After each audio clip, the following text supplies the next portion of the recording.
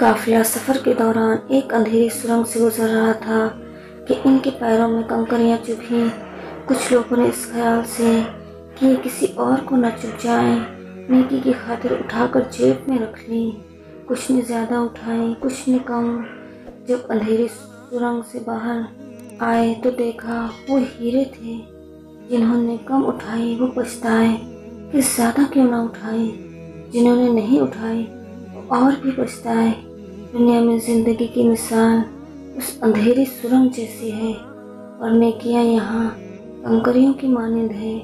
इस जिंदगी में जो नेकी की वो आखिरत में हीरे की तरह कीमती होगी और इंसान तरसेगा कि और ज़्यादा क्यों ना की।